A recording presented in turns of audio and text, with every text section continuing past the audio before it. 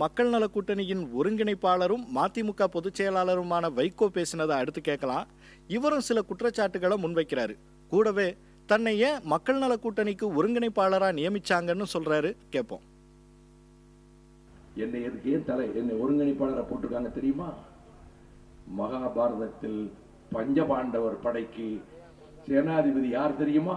16,000 யானைகளை பந்தாடக்கூடிய பீமசேனன் அல்ல, வில்லுக்கு விஜயன் அர்ஜுனன் அல்ல, வயதில் குறைந்தவனும் அனுபவத்தில் குறைந்தவனுமாகிய பாஞ்சால தேசத்து அரசன் துருபதன் மகனாகிய திருஷ்யத்யுமனன், திரௌபதியின் தம்பி, அவனைத்தான் சேனாதிபதி ஆக்கினார்கள்.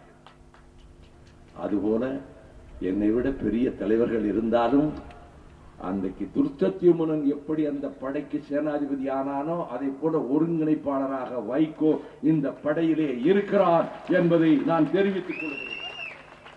வெற்றி பெறுவதற்கு என்ன முடியுமோ அத்தனை வியூகங்களையும் செய்வோம். சூழ்ச்சிக்கு சூழ்ச்சி, கருத்துக்கு கருத்து, ஒன்னே ஒண்ணுதான் முடியாது. துட்டுக்கு துட்டு எங்களால முடியாது. இருந்தாலும் கொடுக்க மாட்டோம், அது வேற. ஓட்டுக்கு துட்டு கொடுத்தா அதை விட ஈனப்பழப்பு எதுவும் கிடையாது, துட்டும் கிடையாது. நம்ம ஃப்ரீயா இருக்கமே, ஜனங்கள்கிட்ட போய் கேட்கிறோமே, அவங்க பணம் கொடுப்பாங்க. பொது ஜனங்களுக்கு சொல்றேன். சிலர் சொல்றாங்க எலெக்ஷன் கமிஷன் பணத்தை கொடுக்க முடியாது. எந்த உலகத்தில் இருக்கிற? செவ்வாய் கிரகத்தில் இருக்கியா? செவ்வாய் கிரகத்திலிருந்து ஒரு மனிதர் வந்திருக்கிறார். அவர் பெயர் மு.க. ஸ்டாலின்.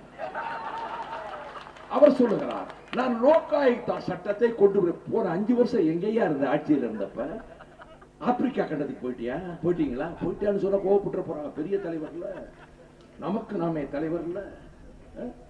அவரு நான் கேட்கிறேன், எங்க போயிருந்தீங்க? லோகாயுக்தா மீத்தேனுக்கு கையெழுத்து போட்டீங்களே, தமிழகத்துக்கு துரோகம் செய்தீர்களே. பச்சை துரோகம் காவிரி மண்டலத்துக்கு, பச்சை துரோகம் தஞ்சை தரணிக்கு, மன்னிக்க முடியாத துரோகம் தமிழகத்தினுடைய முக்கியமான பகுதிகளுக்கு. தெரியாமல் போட்டு விட்டேன் என்கிறார். இந்த அடிப்படை கூட தெரியாதவர்களுக்கெல்லாம் முதலமைச்சர் ஆசை வரலாமா?